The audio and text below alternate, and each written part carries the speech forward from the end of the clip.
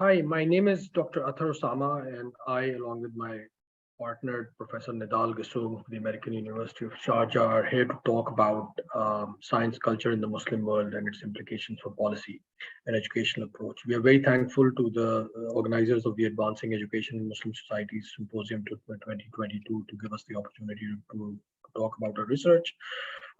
Before we talk about this further, I just want to lay out the context in which this work was carried out. Uh, this was part of uh, a task force on the culture of science in the Muslim world that was organized on the sidelines of the World Science Forum in 2017 in Jordan. The task force was chaired by Her Highness Princess Sumaya bint Al Hassan, the chairperson of the Royal Scientific Society of Jordan, and convened by Professor Nidhal Guessoum and Dr. Munir Saudi, who was the Director General of the Islamic Academy of Sciences at the time. The task force contained several members. Some of them came from the world of policy, others from science communication, science popularization, um, science media education, as well as some people from religious, background as well. And all of them came together to reflect upon, the causes of decline of scientific culture in the Muslim world, and to try to come up with recommendations on how to improve this. Before I delve further into what we did and what we concluded, I would like to lay out some definitions. Let's define science literacy and culture, because there are several definitions that are used out there. And for simplicity's sake, we use the definition put forward by U.S. National Science Foundation education standards, in which science literacy is the knowledge and understanding of scientific concepts and processes required for personal decision making, participation in civic and cultural affairs, and economic productivity. For science culture, we use the following definition: the appreciation, adoption, and application of scientific principles at the individual and societal level. This is the definition put forth by Dr. Munir Saudi of the Islamic Academy of Sciences. And while there are several definitions out there, these two definitions kind of serve our purpose. So why is science literacy so important? Obviously, science and technology play a critical role in our lives, in healthcare, food, environment, economy. Virtually every aspect of our lives is impacted by science and technology. There are also policy issues such as GMO, nuclear energy, climate change that draw upon a certain level of science literacy in a society. And also science and technology continuously impact our lives. And so we need a certain degree of science and technology literacy in the society to be able to sort of navigate some of these issues. There are obviously, science literacy tests in the U.S. and much of the developed world, such as OECD.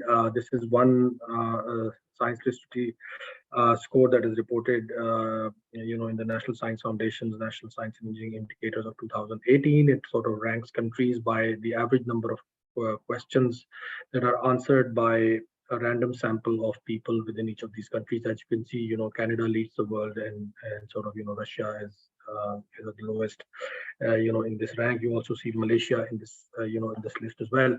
In the Muslim world, we don't really know the levels of science literacy, because most of the Muslim countries do not participate in such tests. Only perhaps Malaysia, Turkey, and Kazakhstan have participated in some of these tests. And whenever Muslim countries have actually participated in in these tests, they score quite low, which has rung serious alarms.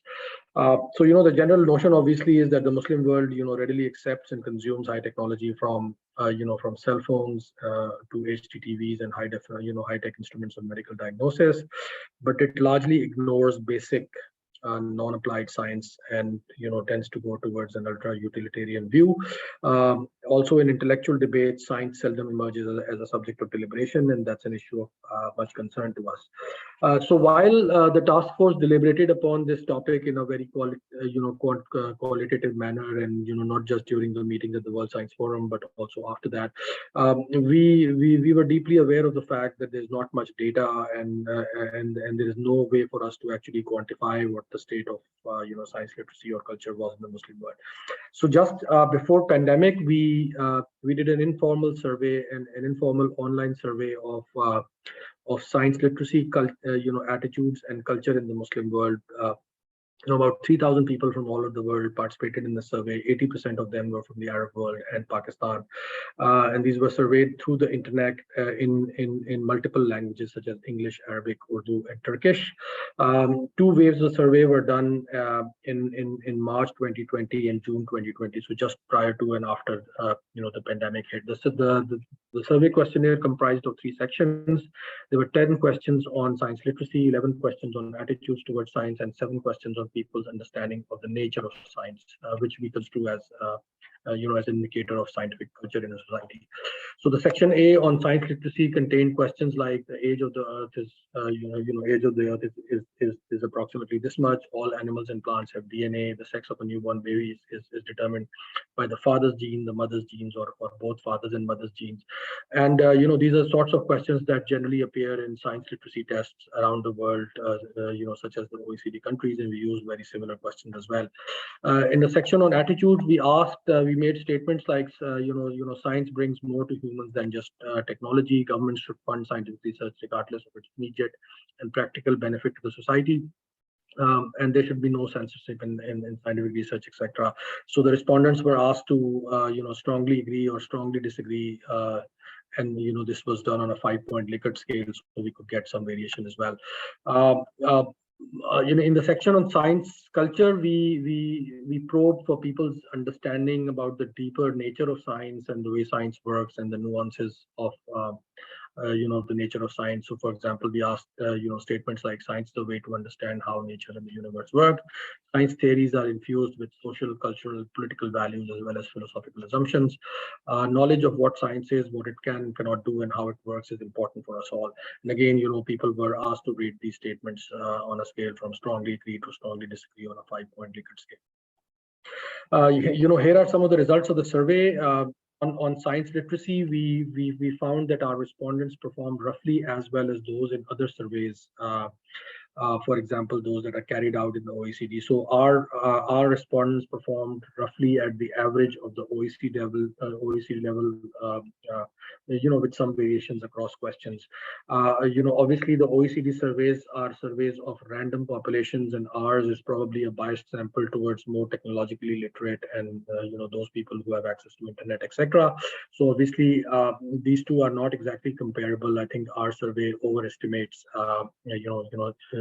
science literacy in the population. There were some also interesting and rather unexpected differences between those who were answering the survey in their native languages such as Urdu and Arabic versus the second language such as English. So those who answered in Urdu and Arabic tended to have more correct answers on certain kinds of questions, and this can be explained by access to more information literature in about certain subjects in local languages, and interest of certain types of population in certain kinds of subjects. On the attitudes towards science, our main conclusion was that the statements on the value and importance of science to humanity received extremely strong agreements, but again, there was no noticeable difference between, with respect to the level of education or the years of science education. Respondents were also split on whether there should be any censorship in scientific research, but about 78% believe that there should be no restriction on teaching of science. And again, native language effects were there. So, people who responded to the survey in Arabic and Urdu seem to have more extreme positions. Either they strongly agreed or they strongly disagreed, versus more nuanced views of those who had responded in English. On the question of culture of science, 80% of the respondents with less than 10 to 12 years of education disagreed with the idea that science is a way to understand how nature and the universe work. Those with college education agreed with the statement. Similarly, the effect of college education is particularly pronounced among Arabic and Urdu respondents, and goes away amongst English-speaking respondents. Again, potentially pointing towards the effect of pre-college schooling in Arabic and Urdu and teaching of certain types of concepts there. We also found diametrically differing views between those who responded in the native language versus those who responded in English on several questions. And again, this is something that we note with some concern, and it has significant implications towards how education and media works in the Muslim world.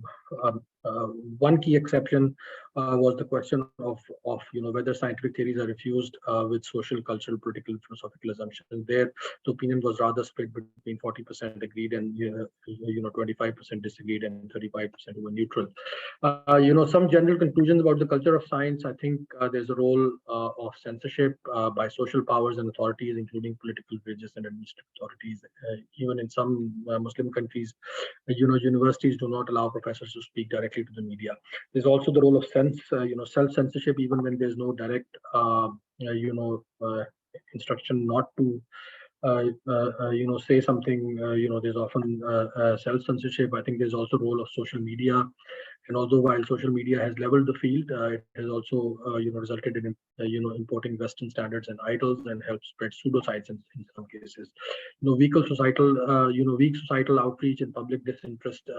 Due to culture of entertainment, some of the societies. With regards to science and culture, I think science needs to connect to the popular culture of everyday life with special focus on young people. Science needs freedom, openness, and diversity, and the current proliferation of dogmatism in the Islamic societies works against the culture of science, and is a cause of major concern. We need to find new ways of promoting science literacy and culture. We need new role models, new engagement forms, and a mutual understanding with the religion. Similarly, the role of digital culture is often seen as negative, and it leads to free mixing of science and pseudoscience and conspiracy theories. And I think scientists, educators, and communicators have a role to play in this. Education and media, we believe, is the key. Our survey has revealed intriguing insights into the role of education and language, which is probably transmitted through schools and media.